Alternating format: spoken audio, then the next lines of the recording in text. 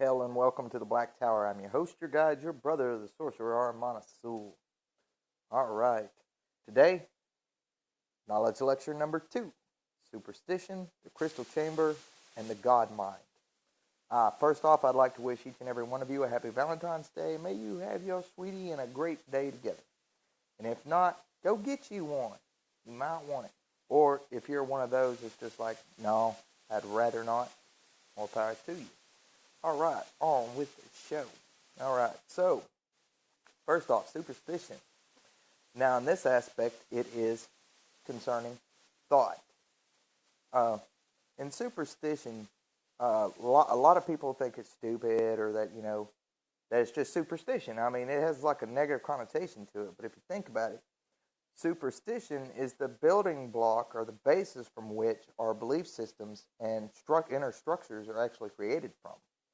So, like, that whole thing of, oh, you step on a crack, you break your mother's back, and all that other crazy stuff. And, to ward away evil, throw salt over your shoulder, and so forth and so on. Well, as a sorcerer, how do we put that into use? How do we use it? How can we work with it? Well, let's think of it in this sense right here. If it absolutely does not pertain to you, if it's not something that is useful to you, that, would give you anything, there's no sense in having it. Like, for example, in the Necronomicon, when they talk about, to not do such and such until you've done such and such, keep these gates barred and closed, locked, and everything else, and so forth and so on. Well, that in itself is a form of superstition, but that kind of superstition is a building block for your practice. And so, in a sense, you will then approach the practice with respect, a little bit of fear, and a whole ton of just hope. Well, you know what I mean. And in this sense, that is a building block. That is a tool to use in our mind into the inner constructs, which later on we're going to be describing under the concept of the God mind. Now, when I was younger and I was growing up, I wanted to be in the military. I wanted to be a spy. I wanted, so many things I wanted to be when I was a kid. It was kind of interesting because everything that I did in my day-to-day life was through that imagery, through that vision of that's what I wanted to be, was blah blah blah. And so so I learned secret codes and things like that. And as I got older, the imagery, the mimicry of it came out in the form of dead languages, of ancient languages, so forth and so on. And so in the today, like in the present right now, I was molded from my childhood. So a childhood spent on reading everything underneath the sun, to studying puzzles, riddles, things like that, because I love that sort of stuff coming up. And even though as a child I didn't understand what kind of effects it would have on my mind, or what it would play later on in my adult life, I did not know. All I knew was that I loved riddles and secrets and so forth and so on, and codes and languages, and and so it's probably why I went into the Boy Scouts, was to learn how to use what I knew. There's only so many knots you can learn, so forth and so on. Uh, you know, taking life-saving, first aid, all kinds of things. Anything to get your badge, that's pretty much what I did. So, I was lucky. Most kids in this day and age, they don't know anything about the Boy Scouts, which is scary, because it was a ton of fun for me coming up. But anyway, back to the concept, though. But everything as a child that I filled my mind with, it stuck with me. Now, I may not have been aware of it consciously. I wasn't thinking, well, that's why I'm so good at languages, or that's why I can read text and make sense out of it. And that, in a sense, is kind of like foreshadowing the path before you, if you think about it. And see, and this is where superstition comes in. Because the same way that came into being, superstition came into being the exact same way. Superstition was supposed to inspire you, make you think deeper, harder. It was not necessarily to instill fear, but sometimes fear was a great thing so that you'd approach something with respect instead of just folly, like, ha, ha, ha, ha, ha. I'm going to stick my finger in that 220 plug right there. Ha ha, I can do this. Yeah. Don't do that. That hurts. But it is with but it's within magic and in the occult world itself where superstition finds its hold. Uh, to nonchalantly go off into a practice is fine. There's absolutely nothing wrong with that. You really shouldn't fear these things. But sometimes a little bit of fear is a good thing because it teaches you to respect the powers thereof. That way you don't just go willy-nilly like the zero card of the tarot, the fool who, is paying no attention. He's got his head up in the clouds and just walking right off the cliff with the dog nipping at his heels. It's based on the exact same thing, although that card itself also represents a form of beginning, of starting, because we're all fools in the beginning, and hell, even in the end, sometimes we're fools. But the thing is that superstition can be a good thing. Superstition can, if we consciously craft it to fit us, or if we only take in the ones that we find useful to our practices, then and only then do we make the magic that we work even more powerful. Here's a certain example. If they tell you that a certain spirit can cause your enemy to lose his mind or a slow death or stuff like that, and let's just say that you want to get out there and you want to do this to somebody because you just, you got to see if it works, and because maybe you have a cold heart. Maybe you just really don't like somebody. You really don't like somebody. So you decide this is what you're going to do. Well, you build up all the energy. You do everything. You send it out. Guess what? Energy comes right back. And if you find yourself losing your mind or yourself getting sick or slowly feel your life fading from you, this, in a sense, is responsibility. Because whatever you send out does come back to you. But you've also got to think that if you can take something like that and turn it into a superstition of sorts, and here's an example of a superstition created from that whatever I send out will come back to me. Holy crap, that's a superstition. Do you see? And so the occult world is full of superstitions. Whether you're aware of them or not, you may think of them as teachings, but sometimes they land in the same line as superstition. But it's what we gain from it.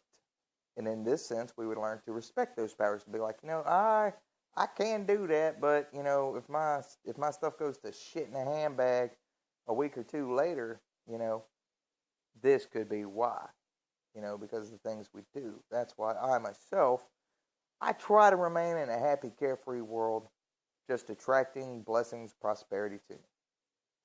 But there are some times when you are just going to run across the average, just run-of-the-mill idiot, and you have really got to decide whether or not it's worth your attention or your time, or to wash your hands of it. Just wow, and stay away and keep them away from you. Because sometimes that's better than cursing somebody. But if you got to curse somebody, man, give it dude, you better put everything, including the kitchen sink, into it. If that's just what you've got to do, take care of the problem at hand, get rid of it. Now, that was my example of thought as far as superstition. The next part is the crystal chamber. What am I referring to as the crystal chamber? Your ritual space, your aura, your magical inner temple is the crystal chamber. Now, why do you say crystal chamber? Well, because like a crystal has many different facets, so must you. There must be so many different parts of yourself, but you have to combine them into like a crystal so that they have multiple facets or faces, if you wish to look at it in that sense. As the universe is ever expansive and creation, like the universe, always seeks to express itself.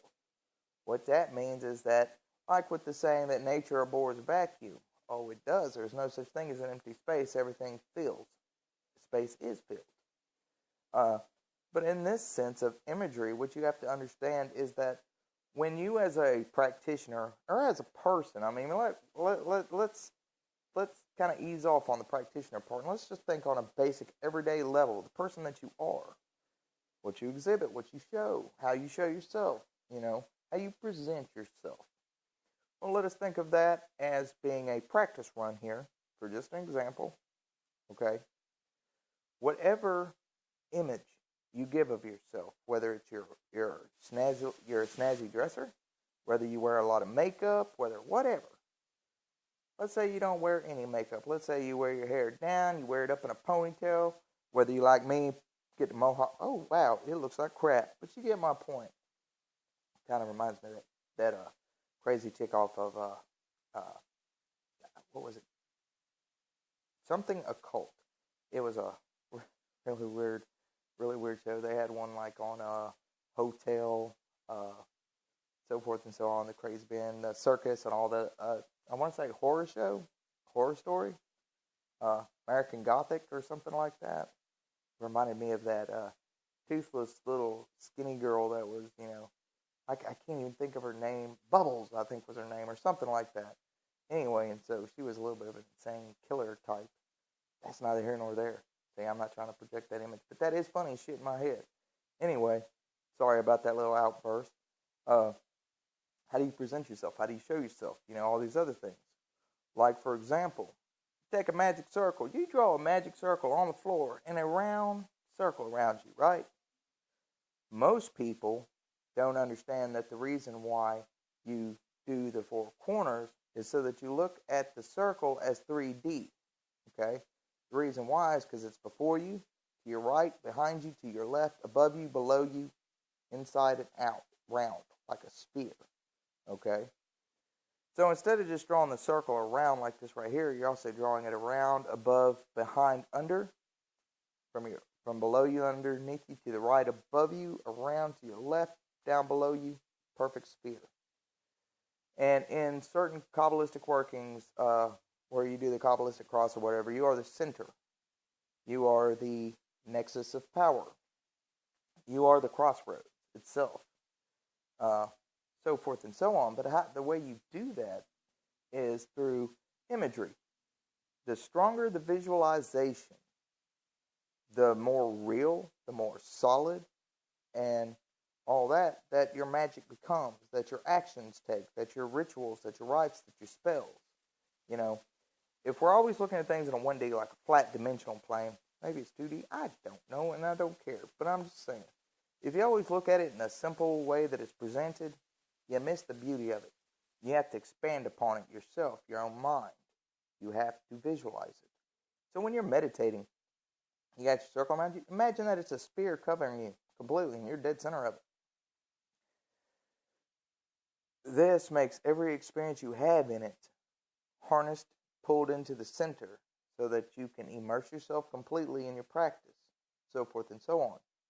That's why in high magic and ceremonial magic, that's why they go through all these great lengths and steps of this great drawn out imagery of each quarters, the angels and everything else, and above and below in the temple. Well, this is a crystal chamber of sorts. This is your crystal chamber. This is your sacred space. This is your magical mode. It's your inner temple. But anyway, you have to take you have to make a deliberate choice or action to see beyond just the plain, simple of the thing. You have to look beyond it. It's kind of like looking through your hand. It's like seeing your hand, letting your eyes relax until you see past your fingers, and then you start to see outlines of the aura around your hand. It's like that. Well, you have to, when you go and you cast your circle and you're sitting there and you got the sphere image in your mind. Once you have that image built up, you need to relax your mind so that your eyes see past it so that you can see for eternity. Now, one of the really weird things that I want to try to explain, if I can, is the nexus of power and how you are the crossroads themselves. You know that in this very moment, the past is behind you, the future is yet to be written, and by the time the future gets here, it's already the present, and the present is yesterday. It is already past. So past, present, future all are one. And Yog Sothoth. God, I love Yog Sothoth. But anyway, using it as a concept instead of a being or some kind of force or power. Let us think of it as a frame of mind, a state of being, if you will. Okay, and you yourself, once you've created the sphere and you realize that above, below, right, left, before, behind, and all this other stuff, where it sits where 4 becomes 6. The square, the cube becomes 6. Above, below, and then the 4 sides. That's how 4 and 6, and then it's 10. And this is all symbolized by the tree of life, which is really strange. And I won't go into that today. But I will say this, though, concerning the crystal chamber. Once you have seen this, once you have put yourself dead center of it, and you realize that eternity expands in all directions, before you, behind you, above you, below you, to the left of you, to the right of you, at angles between, then you start to see how you are the crossroad gods, how you yourself are a god of the crossroads. Okay? You command from that point. I have worked with a lot of spirits, and I have summoned them, and I have called them. But I always had one thing I always wanted to do. How can I do this myself without having to involve a deity? Because to me, it was never right to call upon something and to use its name and all this, that, and the other. Because I'm like, well, if there is no part of me that is not of the gods, then I should be able to do this in my own, with my own name, with my own will, with my own power. Holy shit. Next thing I know, I had deities explaining things to me, teaching me things, how to do it on my own. And then they became like brothers, sisters, friends, siblings, if you will, whatever, guides, And so I bent upon this path of self-discovery. How can I do this thing? Now, at the time, I didn't think of myself, oh, I'm a god and blah, blah, blah. No. In the beginning, I only wanted to know how to do what spirits do, what the gods do, what the ancients do. I had no intention of, bow before me, deities. Oh, hell no. Hell no. And I had no intention whatsoever of trying to rule the world, although it does sound fun. But, too much work. Way too much work. And really, personally, I think the only world I need to focus in on controlling and ruling over is my own. And so that's what I did.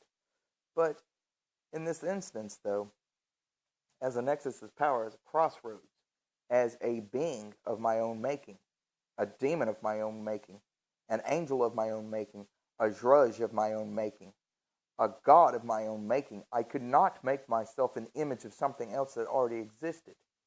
But the trick to discovering how to be the God that you are is in knowing who you are, what you are. And by this, who are you? You are but a single light amongst billions of lights.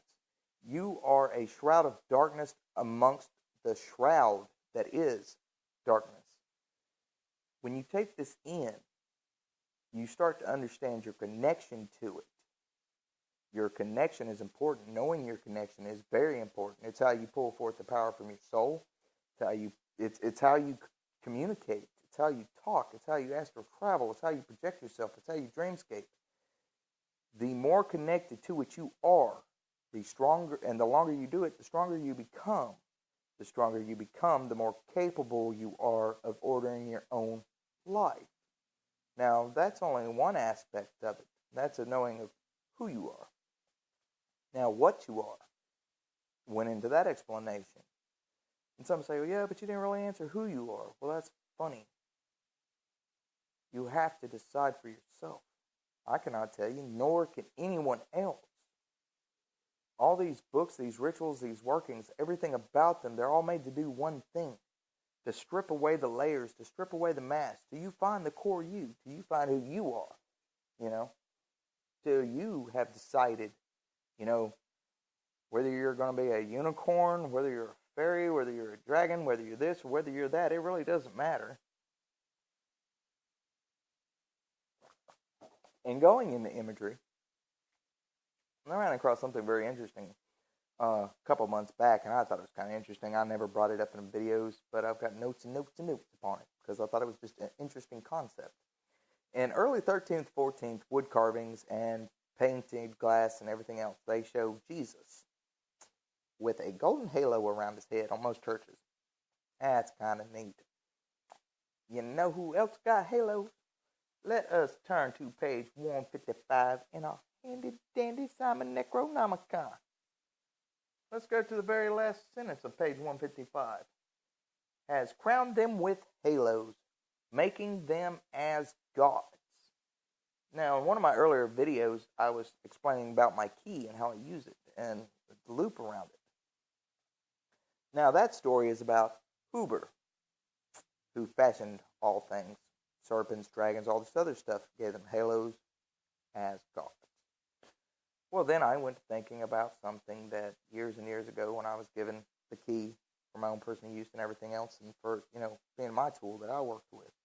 I realized that when you superimpose it upon yourself and over yourself, it creates 3 arms and a halo, likened unto a god. So it's a path of self-discovery. One of the many uses for the key, actually, is for helping you to discover who you are. And all you have to do is visualize it very strongly. It looks like a cross with 3 arms, only except instead of a straight arm at the top, it has a circle. Covers your face. Look at some of my earlier videos. I go into descriptions of it. Might even show it, I think. I don't remember. Been doing this for almost a year now. These videos, I mean. But anyway, imagery. How is it so important? In the crystalline chamber, it's very important. How you visualize yourself, how you see yourself. It is projected into the universe. It is projected into the world around you. People look at you the way you look at you. They have feelings and thoughts concerning you that are dependent entirely on how you feel and think about yourself. And here's why. Because whatsoever a man thinks, or woman, that's how he, she is. And, and that's a Greek school of thought. But so forth and so on. It's the simple concept that, you are entirely responsible.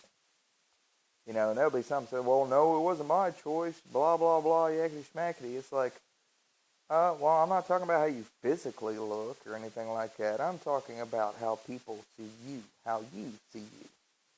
See, you can be born with the worst luck in the world, and you can turn that shit around. But it all starts with how you visualize and see yourself. How do you think of yourself? How do you feel of yourself? You have to start to believe in yourself. You have to. You have to have confidence in your magical abilities, your physical abilities, your mind, your heart, your emotions, all these things.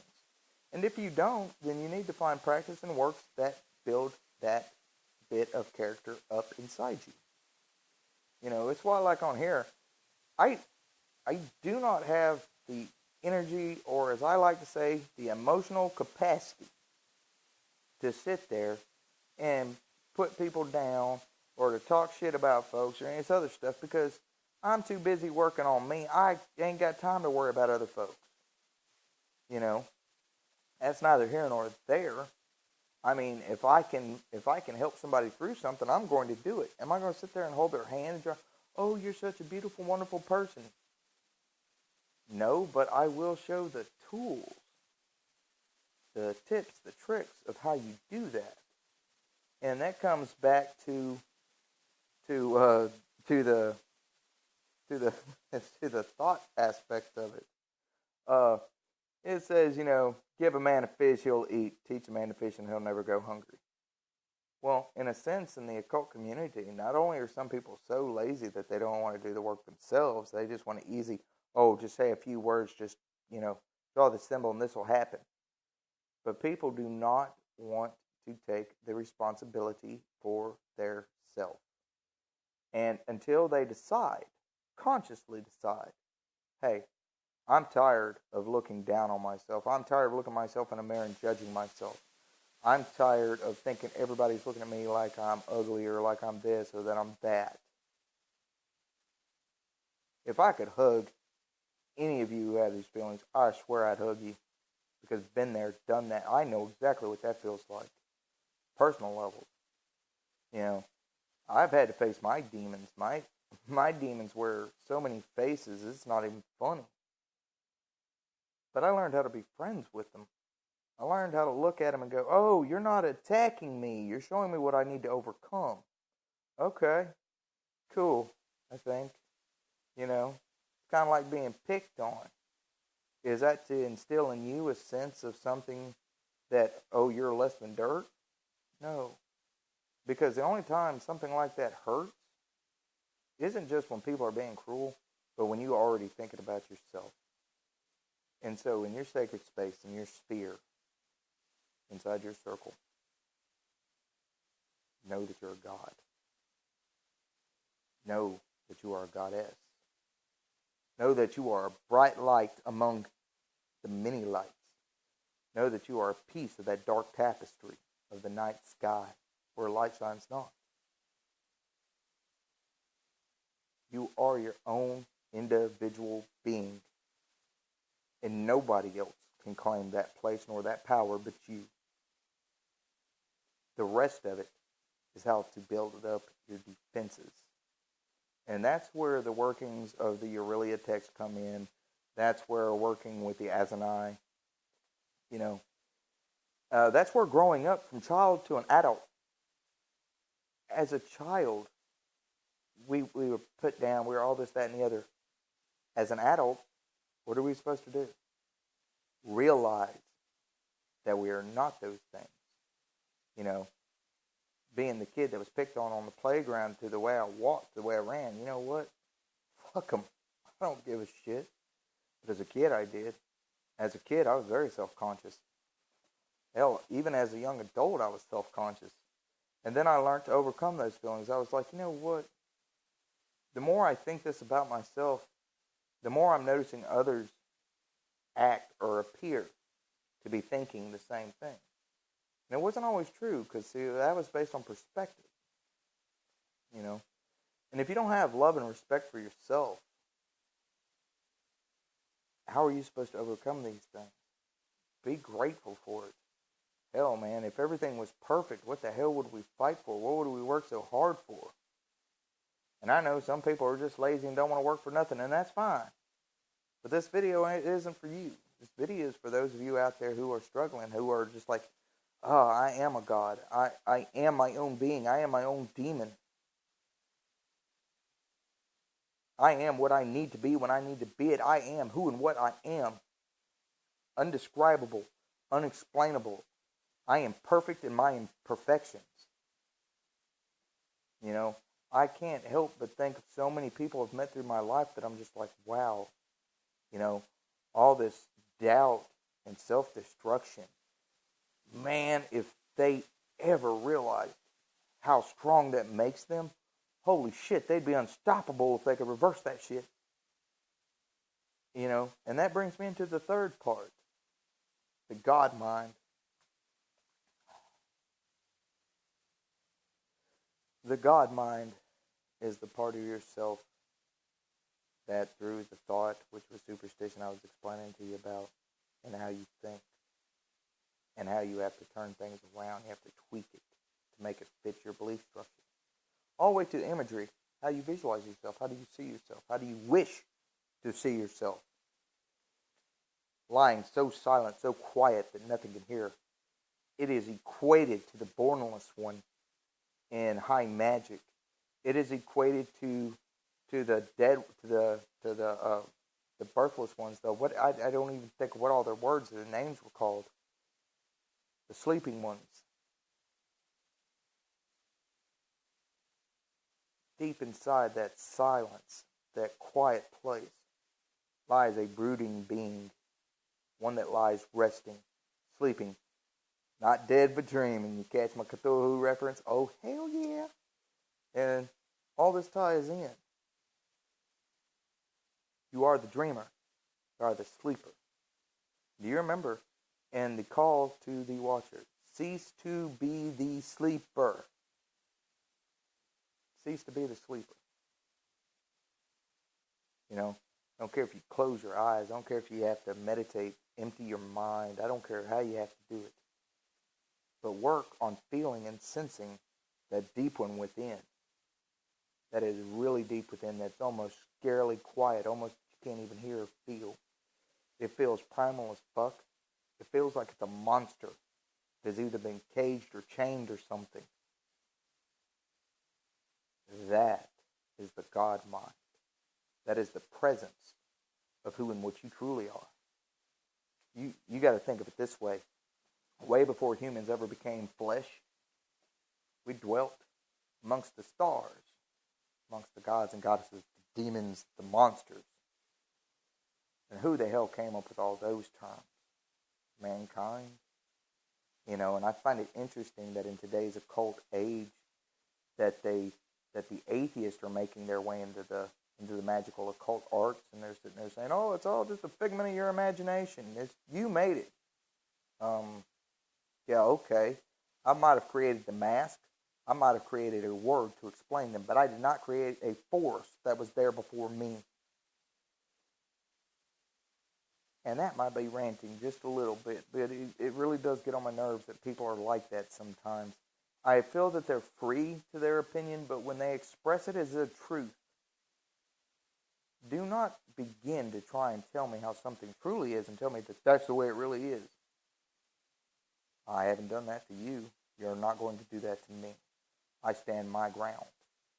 Not aggressive, but I stand solid and firm, like an oak, as the Druids would say. More like steadily running water, stream, remaining fluid. You ever hit the water hard enough from a high enough advantage? Water hurts. Water also wears away rock. It's also fluid. Means it can take anything and it can wash it away and it can maintain itself. And in this sense, when you imagine, when you dare to believe, to even think, I'm a God. That rebellious spirit, that Luciferian spirit, that rebel of heaven, that Prometheus, the light is kindled and inflamed when you dare to think that you are something beyond this. And you choose to think, I'm a God. I am my own God. To know, I am a God. To will, all that I do is sacred and is my true will. Where does it keep silent? The pyramids come in. Because a true God doesn't need to go around telling everybody that it's a God. Judge a tree by the fruit it bears. If something gives off the appearance, the feel, and the effect of a God, it is a God. Years ago, one of the things that guided me upon this path at all was that when I found out that the gods were real, I was like, wow, it'd be really cool is if the gods walked this earth again like it was supposed to, like it said that's happened, that they used to be here, that they used to walk this earth. They would walk amongst man. Oh, I dared to think a thought. May the gods walk again. And so, everything that I've done personally for myself is so that a God isn't born, but that a God awakens, the God that I am. And if something I say helps you and awakens the God or God is within you, and the gods have walked again, the gods will walk again. And that is my will in action. Well, I hope this hasn't been too long, too drawn out. Peace and blessings to every single one of you, and to all my brothers and sisters out there, to the Black Tower,